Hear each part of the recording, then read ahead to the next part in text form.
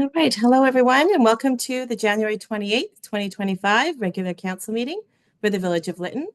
I'd like to take a moment to remind everyone to please turn off your videos, mute your microphones, and allow council to begin the proceedings.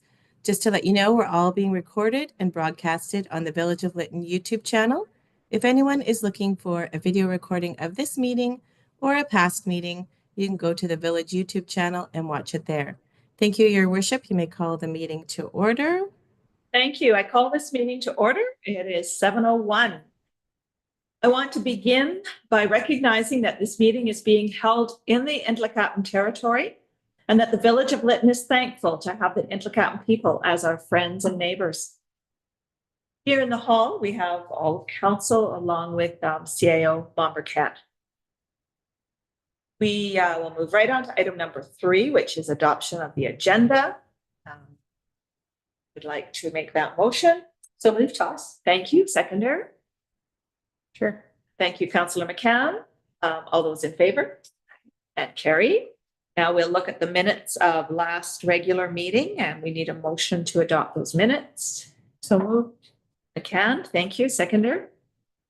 Lightfoot. Thank you. Were there any errors or omissions?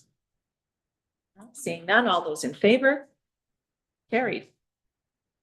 All right, we move down to item number 6, which is public comment, and I'll turn it back over to CEO Storoshenko. Thank you, Your Worship. So members of the public are now invited to comment on matters related to the agenda. If you would like to speak, please use the raise hand function on Zoom. You can find that by clicking on React at the bottom of your screen and then click Raise Hand. When it's your turn, I'll read your name and you'll be asked to unmute yourself. You'll get a pop-up on your screen asking you to unmute. You'll have 2 minutes to speak, and speakers are asked to please state and spell your name, say your address, and the agenda item that you are speaking to.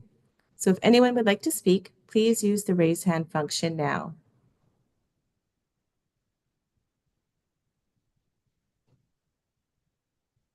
I'll call for a second time. If anyone would like to speak, please use the raise hand function now.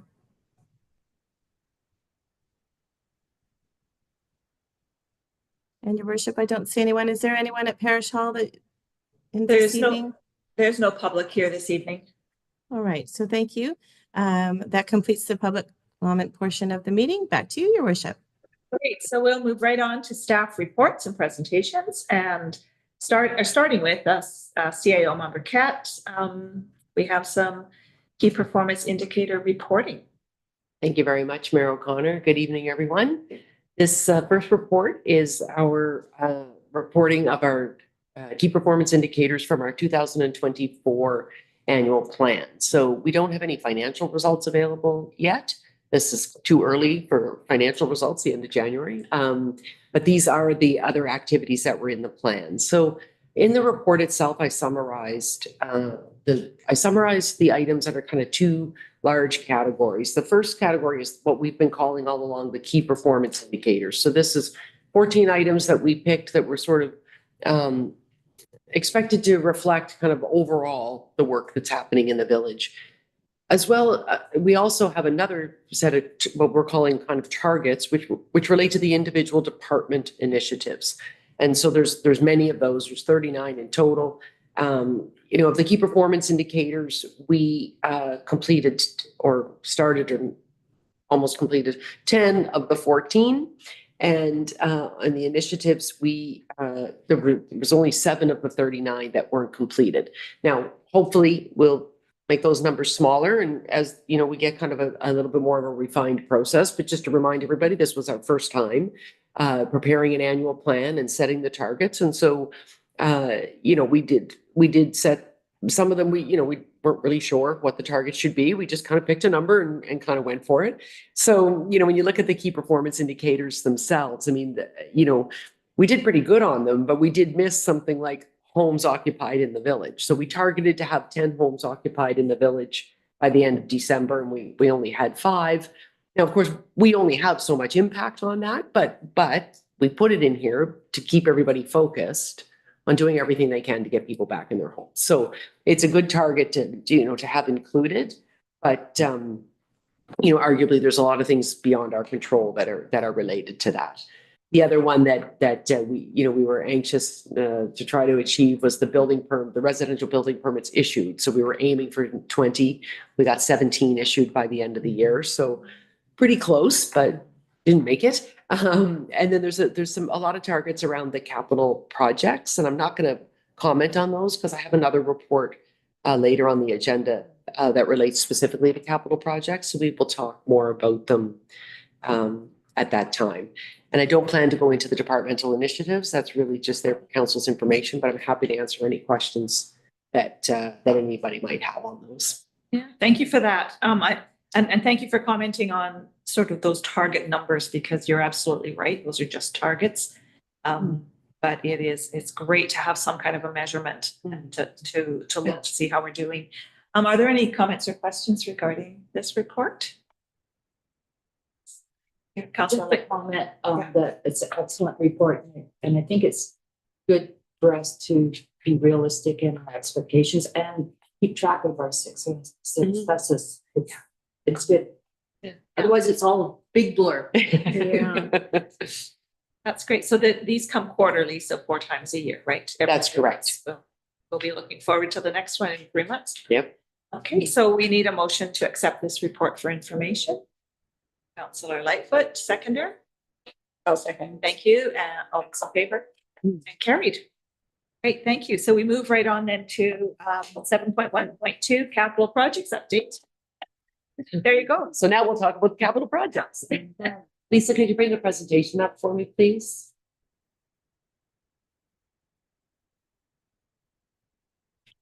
So we've been working on a number of capital projects, as I think most people are aware. There have been, over time, various reports come before council asking for specific decisions or resolutions related to those projects. But we realized through some feedback that we've received that it's kind of hard for people to keep track of what's actually happening with each one of the projects. And so we've developed what we think it will likely evolve a little bit, but we've developed a bit of a system here where we can report every month on the status of the projects. And so if nothing has happened since last month, well, there'll be nothing to report, but at least we'll bring that forward. And one of the things that was highlighted was, we had our public works building contract signed, kind of maybe back in the late summer. And when they started to do some work, they ran into some issues with the soil conditions at the site. And there's been a bunch of work happening with geotechnical testing, and there's been some archaeology required, and a number of things have happened, but it doesn't look like anything's happened on the public works building, right? So people are just thinking nothing's happening.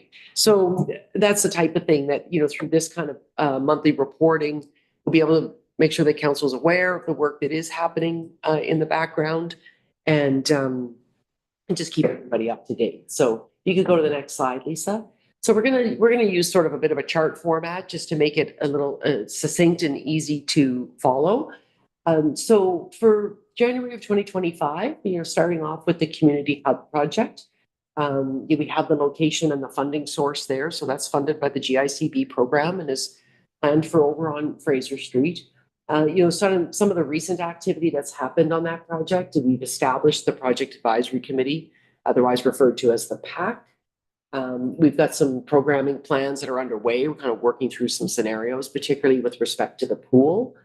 We have a community open house this Thursday on that project. And so we're hoping people will come out and learn more about the project and ask questions and provide feedback for that. So then the next steps on this project, assuming that kind of wraps up and we're moving forward, we're going to have an RFP for a cultural advisor. This is a position that's expected to work with the Project Advisory Committee and with council to ensure that, some of the elements of our local Indigenous neighbors is brought into the building, make sure that we have that reflected, whether that's in design or materials or programming or whatever. We have to complete a draft operating plan for the projects that we're kind of aware of where we're going there. And then we would do an RFP for an architect for the design. As we've spoken about many, many times, we've got some layout drawings that are a concept only that were prepared for the application to the GICB program. Now it's time to look at, okay, how do we want to actually design this project? So that would be the next step there. Another project on the list is the fire hall, and this is in the very early stages, planned for up on Loring Way. Again, funded through the GICB program. We've requested proposals from 3 architects, and we're waiting for those responses. We have summarized the fire service requirements. We've got that all kind of ironed out. And we're having ongoing discussions with BC Health Services on respect to maybe a co-location with BC Ambulance, but that's not for sure at this time. We're just kind of working through that process. So the next steps on that building will be some consultation with our local First Nation partners, as well as community consultation on that building. Hire an architect and a cost consultant to help prepare, again, for this one, a concept plan that will be included with our application, and then complete and submit the application to GICB for funding for that project. Next slide, please. The village office. So this project is planned for 380 Main Street. The funding for it is coming from our insurance proceeds, as well as a payment that we received from the TNRD. And we've spoken about that before. That payment was received based on the fact that we had completed 20 of 25 years of basically a lease to own program with them when the building burned. So they've compensated us for that. The recent activity is that, we've been working with the TNRD to actually purchase the land. That's in the very final stages. So that is essentially done. And we've requested proposals from architects for design. So the next steps will be to hire the architect and then to issue an RFP for a construction company to build the building. The Public Works building at 14/30 Main Street. This funding comes from EMCR recovery funding for the Public Works building.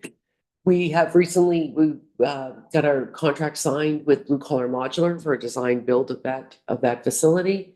The site conditions have been assessed at 14 and 30 Main Street. That required an archaeology work plan and monitoring in order to do some geotechnical drilling.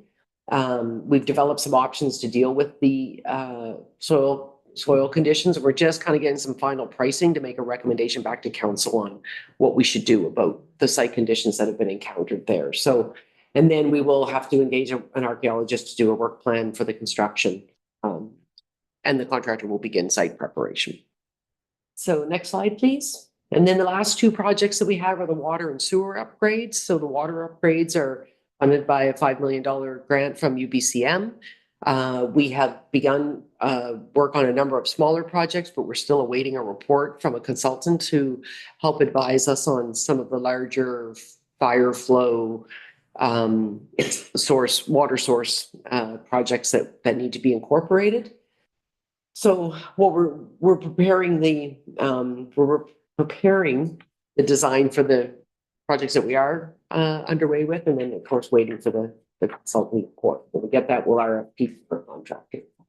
Sewer upgrades, we have the consultant's report, and we're working through the recommendations of it to prioritize based on what we know about the system, and working with Lytton First Nation operations and maintenance to make sure that we're addressing their needs as well, because as we know, they're part of that system too. So, the future on that project will be to complete the specifications and an RFP for contractors to complete the work.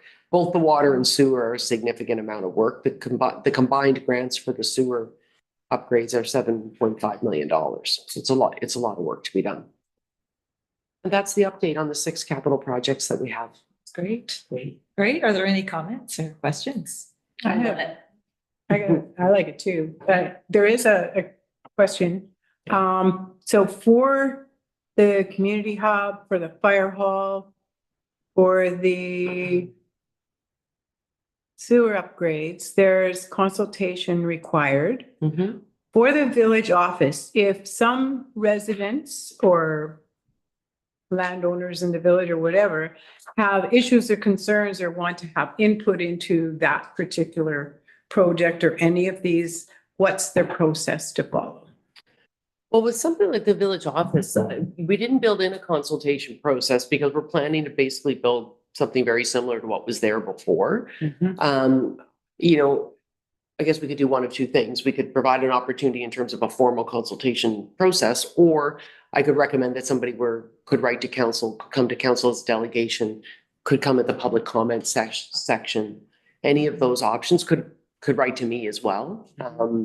And we would make that opportunity available to Yeah. people It to provide concerns input for sure. And what's the contingency? Somebody asked me, what would be the contingency planning? So when you see all of these plans and you see where the money's come from and you see what the grant is, like, let's use the Public Works building as an example. Yes. So everything kind of started and then it kind of stalled and then I'm assuming that all that time that wasn't spent building something was spent doing something else and it wasn't free. Like there were costs being incurred Mhm. that weren't in the original budget for that project. So like in building anything, there's usually some kind of, funding thing. And I just clearly don't know anything about it. I'm just wondering if you could clarify a little bit of that. Yeah, well, for something like the Public Works building specifically, where we haven't been building that, we've remained in the rented space south of town where the village office is. So actually, initially the Public Works Department was in a trailer that's located on this site, and we asked them to vacate so we could work on the site. And we moved them to the village office. And of course, then they're watching nothing happening. So it's probably not ideal from their perspective either. But like a lot of these projects, once the actual project starts, there will be a contingency in the budget. That's part of the budgeting process, is to provide for a contingency. And as we work through the budgeting, when you start at the highest level, what they call the Class D estimate, your contingency is large because you haven't done a lot of work to verify the numbers. But as you get further down, your contingency gets smaller, right? So the more specific that you get. With the Public Works Department's, part of the recommendation that we'll be coming to council for will include an increase in that budget because the geotechnical work was not anticipated. Yeah. So there will be additional costs. Yeah. And we'll be recommending where to get that from at the same time when we make the recommendation for it. Does that answer your question? I think so. It helps. Yeah. Okay. Are there any other comments? Great. So we anticipate every month seeing a report similar to this or this kind of template. That's right. Yeah, we'll work with the same template so people get used to seeing the same thing. Perfect. Okay. Oh, Thank you very much. Oh, just one other question. Is this going into the newsletter or website? No. it'll definitely be on the website. We won't reproduce the whole thing on the newsletter, but we'll intro it and link to the document. Good. And then just update it every month. Exactly. We'll just end up replacing. Okay. Can we have a motion, please, to accept this report for information? Thank you. Seconder.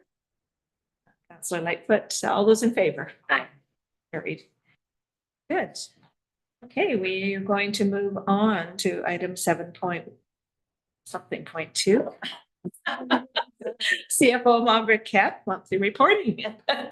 This is our monthly report that we see every month, right, to send our report to EMCR for reimbursement of the costs. And this is the costs that were incurred in December of 2024. Total of, I've actually prepared the report a little bit different this month. I've kind of broken out the chart in the report into sections just so that everybody can track of kind of what we're doing compared to the budget that's also included with the report. And although December 31st is the end of a fiscal year, this report will just continue because I want everyone to keep aware of the ongoing, of the total costs. Financial. So the running total. Exactly. Yeah, because the financial year is not as relevant for this information. And so, our claim this month is $144,000. And once this is approved by council, we will send it in to EMCR for reimbursement. Are there any questions regarding this? Councillor Toss? I hate asking this question, but the total recovery support for this period, 111,000, that's the highest we've seen thus far. I'm assuming that's a backlog of previous.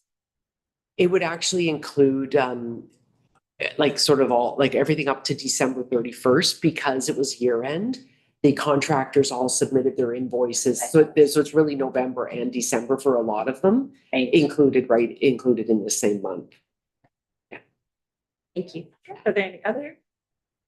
No, we have a two-part recommended motion here to approve the report and to rise it to be submitted. So who would like to make that motion? Councillor Lightfoot, seconder.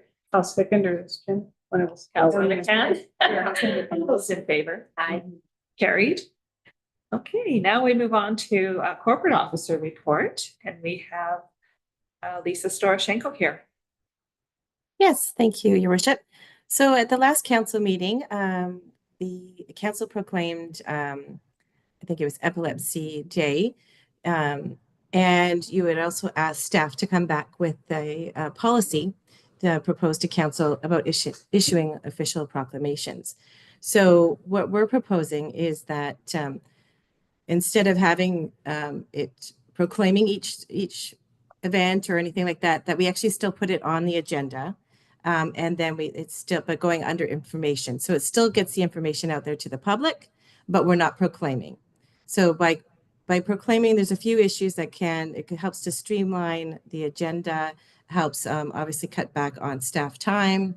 And also, there is some legalities also too with proclaiming.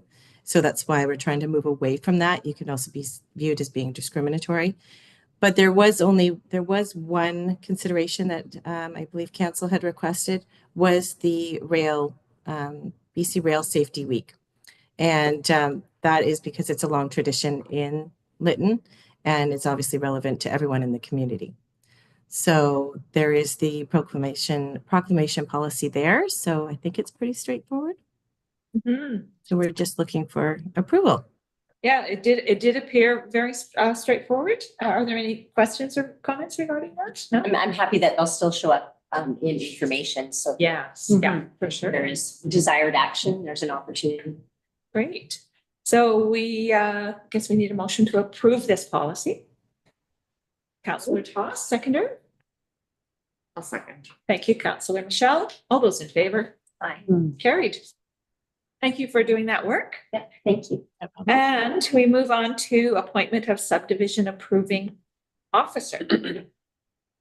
Yes, so this is with regards to the Land Title Act.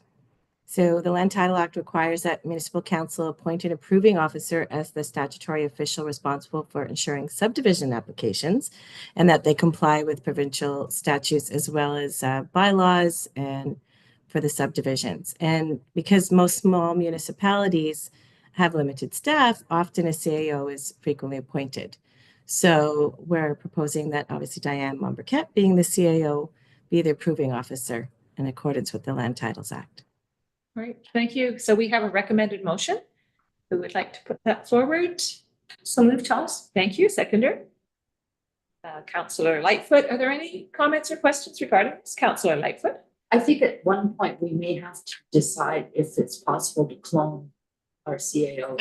Given the different roles that we're putting on her, but like she's quite capable. So. Okay. All right, all those in favor? Aye. Carried. And we move on to Public Works, and we have Daryl, our municipal engineer, online here to take this one, the water intake study contract award.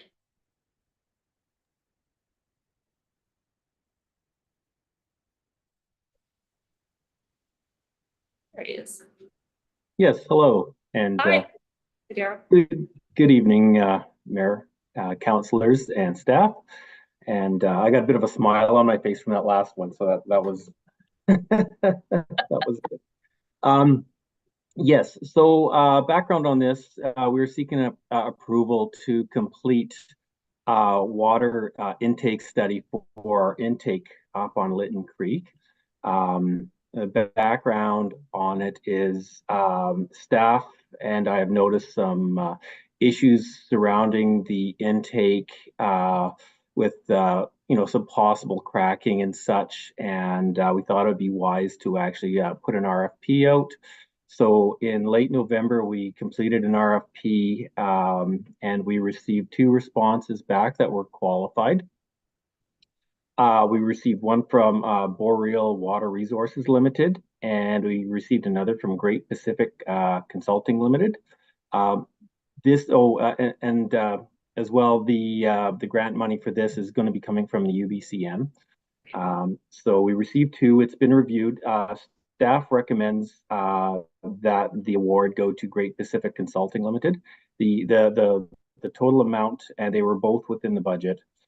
Great Pacific was $33,288, and Boreal was $46,628.70. It should be noted that there might be some small extra costs for mapping because there's not really any readily available mapping that they can report or base any of their figures on. So the Great Pacific did note that there may be some additional costs, but I don't anticipate they will be major costs. Boreal, I think, as well requires some record drawings from us, and I really don't think we have much available. So there may be some extra costs if they were to be awarded the contract. In terms of approvals, yeah, we just need approval to proceed and make that award to Great Pacific Consulting Limited. Okay, so we have a recommended motion. Councillor Lightfoot, are you moving that? Okay, and seconder? Toss, thank you. Any comments or questions regarding this? Councillor Toss? Yeah, I'm wondering with the water intake study, I guess I'm wondering where it will fit. I know we're waiting on the other water report for exploring other options for water sources. Like I personally would like to know what efforts have been so far executed to try and take water from the Thompson or some longer term water source. And does that fit into any of these studies? And if so, where? And not so much even looking forward as potential, but just understanding what went wrong when we tried it before or when it's been done before and what were the limitations of that system. So I think it's unrelated to this. Okay. This is actually protecting our existing source. I do believe, and Carol can comment as well, but I do believe we're waiting for the consultant's report before we kind of engage anyone to look at new or expanded water sources. Gerald, do you have anything to add to that? Yes, of course. Yeah, there's always option to connect to the river and so forth. But right now we are, as Diane mentioned, we are looking at our existing assets.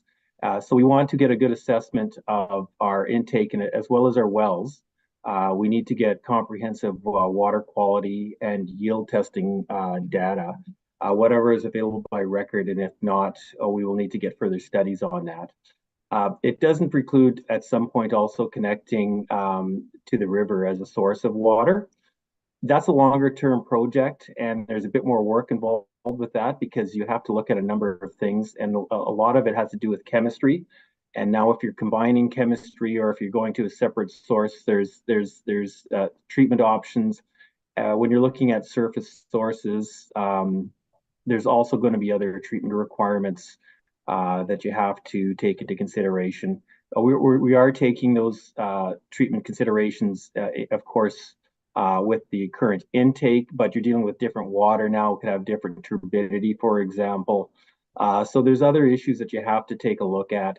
And of course, it can be done, but it's just there's a bit more of an evaluation process that we'd have to do with. So I think once we get a good handle on what our existing assets are providing and what we need to do with them to make sure they're operating in a good manner, then I think we can look at other avenues, particularly if we're going to have a deficiency in water supply going down the road. We may need to look at that. So not ruled out, but it's just not at this point.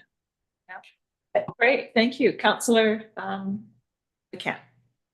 Hi, Joe. Thank you. Can you explain the timeline and what comes next? So this is Like, to me, it sounds like a preliminary study to get information, to collect information, to have information to move forward. And so this company will be hired or someone will be hired and away will go. And then what happens next? So what happens with this information, please?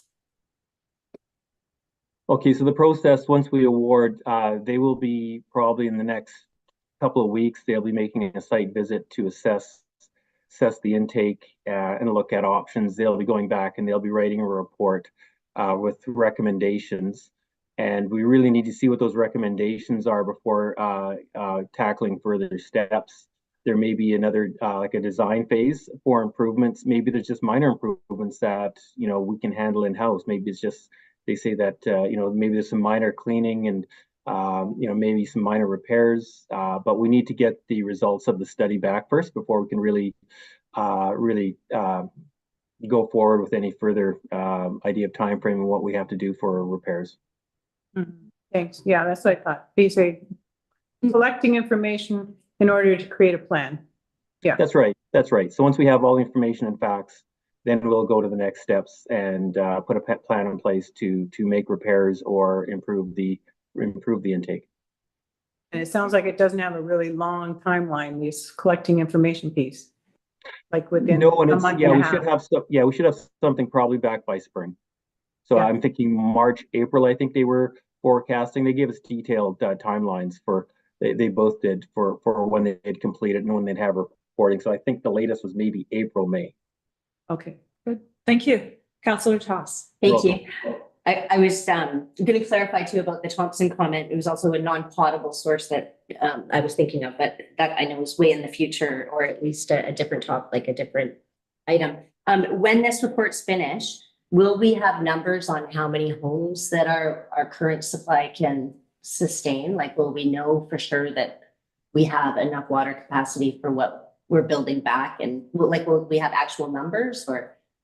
Well, it'll be a piece of the puzzle, but we are waiting for the report that's being completed by our committees, because that'll have a fair bit of information on supply, storage, and distribution.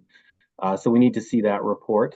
But it is a component of our storage and what our supply will sustain, and what we have to supplement with our wells is another component of that. So we're waiting on information, and then we can report back. You okay?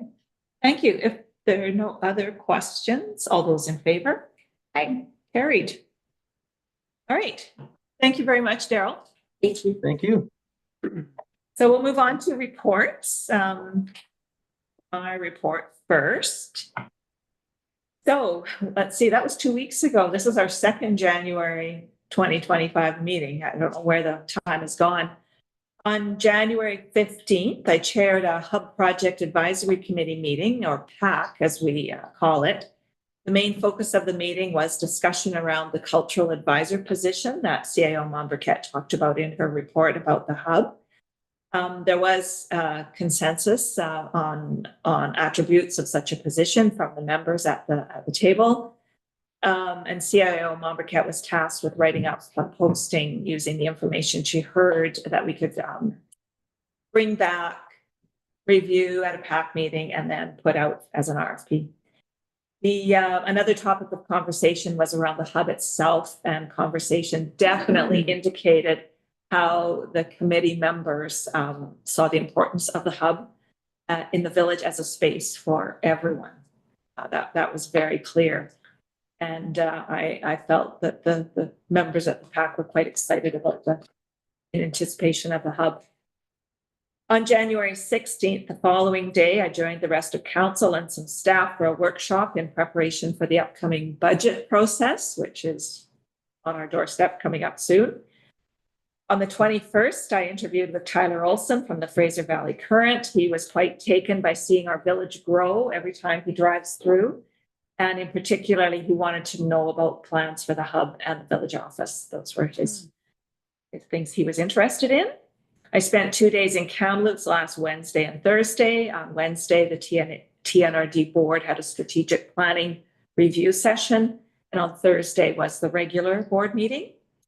Yesterday, I joined other council members with the village construction manager for lunch, and we went and checked out a couple of properties, village properties here in town.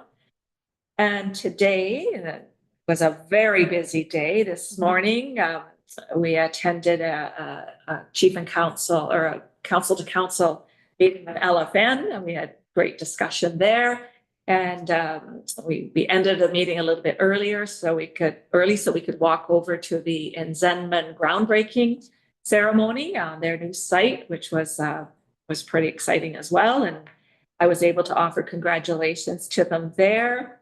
Following that, I went down to the Chinese Museum where MP Brad Biss presented Bernie Fandrich with the King Charles medal, and then went home and had a nap. And here we are at the meeting tonight. So it was been a pretty busy 2 weeks.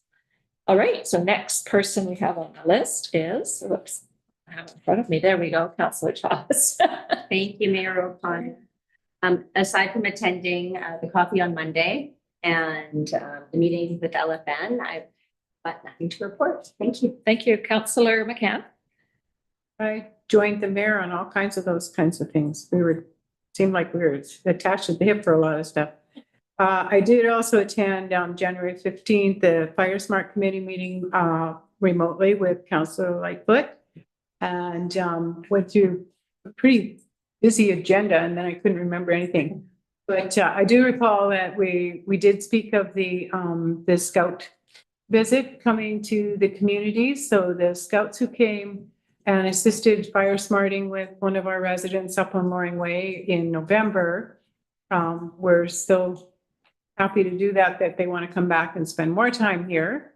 And they want to spend a weekend in April, and they're looking for our community, our village, to suggest projects that would be appropriate for them to take on during that weekend. And so I mentioned that at the Fire Smart meeting. And our friend Patrick Michelle had a list within 30 hours of what they could do and where they could do it and who could make sure they did it. And so we'll be working with him and the Two Rivers Community Service Society to kind of follow up with that, and the Fire Smart Committee as well. Like it, because a lot of the stuff that needs to be done, especially as far as fuel management is concerned, the approach of 20 strong young people that are willing to do things that you just tell them to do is just an opportunity we can't miss. So we'll take advantage of that. And it sounds like that what that weekend will look like, the Scoutmaster's already kind of mapped out a bit of what he wants to do with his troop. Is he wants them camping here, and he wants them to break into groups so that they get a variety of experiences. So, you know, like in the past, it would say, oh, great, here's the rakes, and go up in the cemetery and we'll see you at 3 and have her all done. Somebody will have an hour there, and then they'll have an hour somewhere else helping with something else. And so we'll have them throughout the community doing a variety of different things so that their experience isn't limited to just that one thing. Yeah. And he wants to finish their day because he's an avid gold panner. So they will go down to the river with him, and he will do some gold panning with them just below us here at the end of their trip, the weekend before they go home. So there'll be more about that, but that's kind of a nice thing to see happen in our community. The park, I have the people that are working on the park project have succumbed to seasonal illness. It seems like they were really ill for like weeks. So we were able to have a meeting last Friday regarding the park out here, the Spintland Park. And the landscape architect will be here on Thursday of this week. So we might actually get to see her and have a couple of conversations with the progress and how that's all looking. She's bringing in the actual, as you've seen, lots of dirt is going on out here, and holes are being dug and filled in, and finding water and not finding water, whatever they got to do, they're doing. And then once that's all compacted down, then comes the people that say, well, this tree is going to go here, and these little plants are going to go there, and we're going to need the water to be here and here. And that's the next step that happen out here. So I think we're still on for our deadline to have things done enough that they can close that off. And it was a fun day today, doing all those things. Mhm. And I didn't even get a nap, but I'm real good. Hey, coffee's wonderful. So thank you. Thank you. Okay, Councillor McCall. Nothing else that, okay.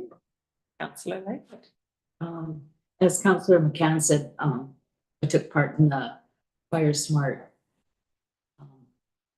Zoom meeting. And then actually later that day, I'm not part of the PAC group, but the PAC group does video 30 minutes suggested. So while I was preparing supper, I had it on and listened in to the conversation. And it's good to see everyone engaged. We did have a special closed meeting on the 16th about our budget, how we're going to proceed with that. And on the 21st, I did a Zoom meeting with NDIT for the Cariboo region. We had our annual election of chair and vice chair. And again, our chair is Margot Wagner and the vice chair is Maureen Pinky from 100 Mile, the mayor of 100 Mile. And we did a review of programs and policies. We had no applications at this particular meeting, but our next meeting is in March and we anticipate that's when we'll do our first round of application reviews. And I joined council today for the LFN and the meeting and the Zenman groundbreaking. I just want to say that a couple of weeks ago, I posted a picture of the old community hall on Facebook. And I was really quite happy to see the number of fond memories that people shared about the times they spent in the community hall. And many of them expressed the wishes that we have a community hall again in our extended community, so we can have those weddings and dances and theaters and Halloween parties and everything that everyone remembers having spent in that hall. So it was kind of good to feel the support for that project. Great, thank you. Okay, so just before we close and move into closed meeting, we do have one item that is to be released. And that is a resolution that released from a previous closed session. A resolution that council authorized the mayor and corporate officer to execute the purchase and sale agreement for 380 Main Street for $50,000, along with any minor real estate adjustments. And that is the project that CIO Mombriquette had spoken about, the new village office site. All right, so we are ready to move into closed session. So we need a motion to do so. So move Lightfoot. Thank you, seconder. Sure. Yeah, and all those in favor? And carried. So thank you so much, everyone, for joining. And I'm going to turn it back over to Corporate Officer Storchenko. Thank you, Mayor Connor. So that concludes the public portion of the regular council meeting of January 28th, 2025. We ask that the public and staff please remove yourself from the meeting as we go into closed session. Thank you for attending and have a wonderful night. And I invite council to take a short recess while I reset the meeting to closed.